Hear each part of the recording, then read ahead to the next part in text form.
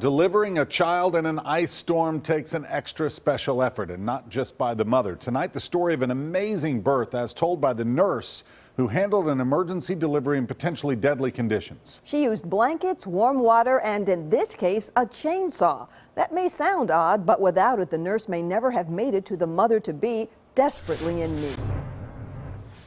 Babies are supposed to be born in hospitals. That's where it was supposed to happen this past weekend, but that's not the way it turned out, as rescue personnel had to take emergency steps to help a full-term woman who went into labor.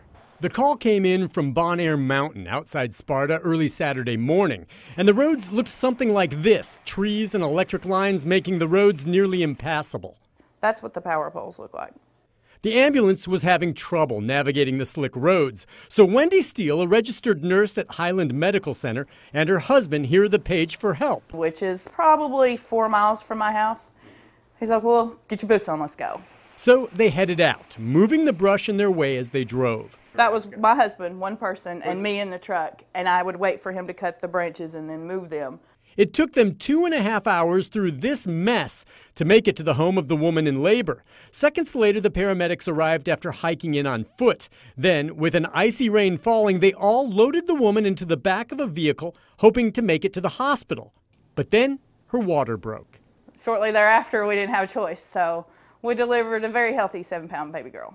I'm grateful. Right there in the back of a Suburban. In the freezing conditions, Steele says it was crucial that they find a way to keep the infant from getting cold.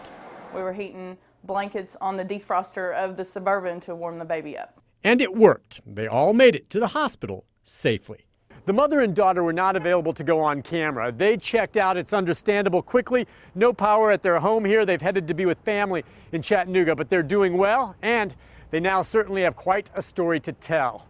In Cookeville, Nick Barris, News Channel 5 HD. It's a great story, Nick. Wendy Steele and her husband weren't alone. The rescue effort was truly a team effort with the Sparta Rescue Squad, White County EMS, Eastland Fire, Bondecroft Volunteer Fire Department, and County Highway staff clearing the road to get the mother and baby to safety.